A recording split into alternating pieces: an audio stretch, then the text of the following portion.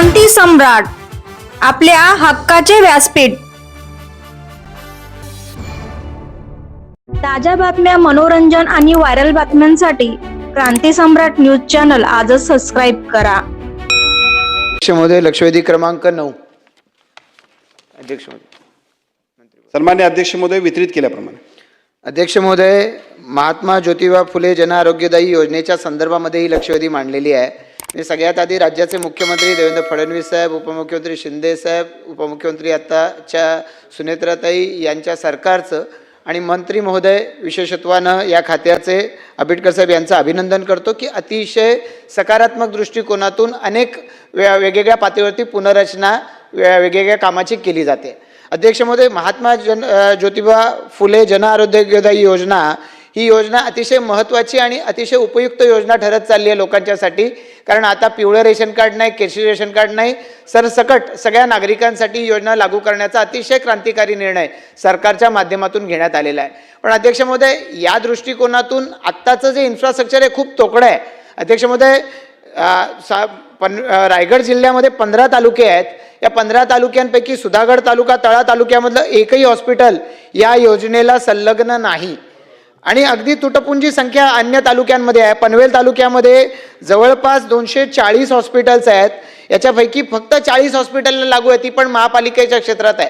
आणि त्यामुळे घडतंय असं की 30 बेडपेक्षा कमी बेड असलेली अनेक विश्वासार्ह हॉस्पिटल आहेत. लोकांना त्या डॉक्टरकडं ट्रीटमेंट घ्यायला पसंत करतात, पण ती शासनाच्या अटीमुळं त्या योजनेचा फायदा लोकांना घेता येत नाही. प्रश्न माझा याच्या संदर्भातला असा आहे की 30 बेडपेक्षा ज्यांची कमी संख्या आहे असे हॉस्पिटल्सना या योजनेला संलग्न केलं गेलं पाहिजे. कारण लोकसंख्या प्रचंड आहे, मर्यादित फायदा होतो. तर त्यामुळे यासाठी शासन काय करणार आहे, नंबर 1. दुसरं अध्यक्ष महोदय, की अशा हॉस्पिटलची माहिती ही प्रायमरी हेल्थ सेंटर म्हणजे प्राथमिक आरोग्य केंद्र, UPSC यांच्यासारख्या ठिकाणी, सार्वजनिक महत्त्वाच्या ठिकाणी लावली गेली पाहिजे. ती लावण्याच्या दृष्टिकोनातून शासन निर्णय घेतं, अंमलबजावणी होत नाही. यासाठी शासन काय करणार आहे? आणि याचबरोबरीनं अध्यक्ष महोदय, अनेक हॉस्पिटल मनमानी पद्धतीनं, तिसरा प्रश्न, की मनमानी पद्धतीनं अनेक हॉस्पिटल हे बिलं आकारत राहतात, मग तिथं वाद होतात. आपण पाहतो, काल परवाचे प्रसंग आहेत. मग अध्यक्ष महोदय, दर तक्ता अशा हॉस्पिटल्सनी लावला नाही तर जसं मेडिकल स्टोअरचं तुम्ही 5 दिवस, 7 दिवस, महिनाभर सस्पेन्शन करता, तशा पद्धतीनं अशा हॉस्पिटलचं ऑपरेशन सुद्धा सस्पेंड केलं पाहिजे. ते शासन करणार आहे का?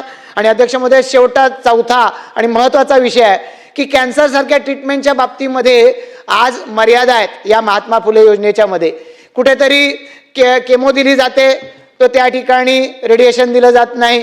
म्हणजे अशा पद्धतीनं ही मर्यादा कशामुळे आहे? कारण ट्रीटमेंटची कॉस्ट शासन जे देत आहे ती खूप कमी आहे. तुम्ही प्लास्टिक सर्जरीला देत नाही, आता टंगला तुम्ही प्लास्टिक सर्जरीमध्ये टाकून दिलं म्हणजे जिभेचं ऑपरेशन होऊ शकत नाही.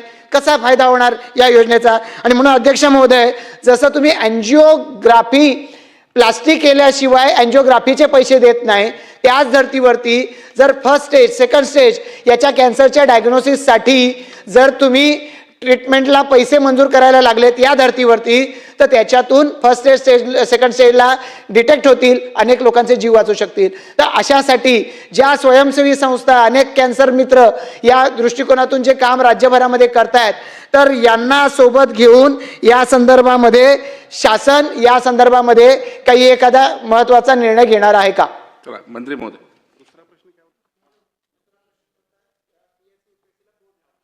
PSC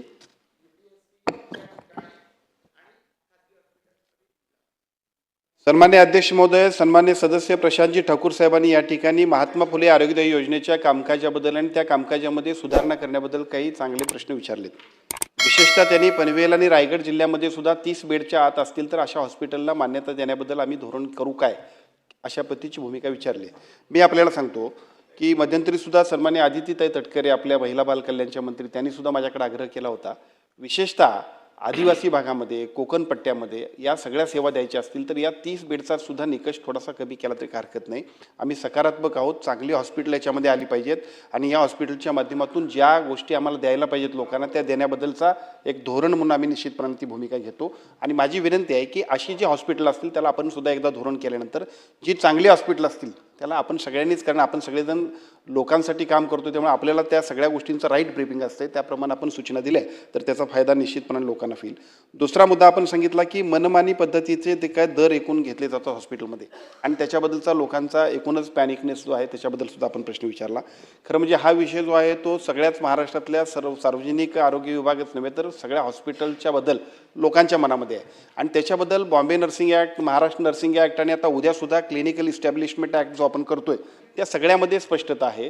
त्याच्याबद्दलचं संयुक्त समितीकडे ते आपण हे बिल आपण सादर केलं आहे. पुढच्या 3 महिन्यांमध्ये या सगळ्याबद्दलची स्पष्टता येईल आणि महाराष्ट्रामध्ये सुद्धा एका बाजूला राईट टू पेशंट आणि राईट टू हॉस्पिटल अशा सगळ्या पद्धतीची एक चांगली सुविधा तयार होईल की ज्याच्या माध्यमातून सर्व नागरिकांना अतिशय दर्जेदार आणि योग्य आणि माफक पद्धतीने उपचार मिळायला पाहिजेत. हॉस्पिटलचा फायदा होत असताना पेशंटवरती सुद्धा आर्थिक भार पडू नये यासाठीची एक नियमावली आपण करणार आहोत, त्याचा फायदा निश्चितपणे होईल.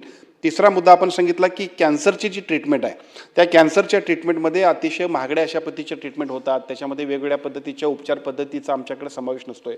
माझी विनंती आहे की आता याच्यानंतर सुद्धा आम्ही कॅन्सर, न्यूरो आणि आर्थोची पॅकेजेस आपण चांगल्या पद्धतीची द्यायची, जेणेकरून एकही रुपये हॉस्पिटलनं एक्स्ट्रा घेता कामा नये. एकाही माणसाला उपचार अर्धवट मिळाल्यामुळं त्याच्या आरोग्याला धोका होता कामा नये यासाठीची आमची प्राथमिकता असल्यामुळं कॅन्सरच्या उपचारामध्ये सुद्धा आम्ही आता पेट स्कॅनसुद्धा आणतोय. मी सन्मान्य मुख्यमंत्र्यांचं सुद्धा मनापासून अभिनंदन करेन की त्यांनी आमच्या सगळ्या विनंतीला मान्यता दिली आणि पेट स्कॅन आपण 3ऱ्या आणि 4थ्या टप्प्यावर गेल्यानंतर देतोय. दुर्दैवानं तोपर्यंत पेशंटला खूप उशीर झाला असतोय. सन्मान्य मुख्यमंत्री महोदयांच्या आम्ही हे निदर्शनास आणून दिल्यानंतर विशेष बाब म्हणून त्यांनी पेट स्कॅनला मान्यता दिली. आमचा आता प्रयत्न असा आहे की कोणत्याही परिस्थितीमध्ये फॉलोअप पॅकेज असेल, त्याला अजून काही सुधारणा असतील, पूर्वीचं जे काही डायग्नोज करण्याची पद्धत असेल ती सुद्धा या आजारात आणण्याचा प्रयत्न आम्ही करू.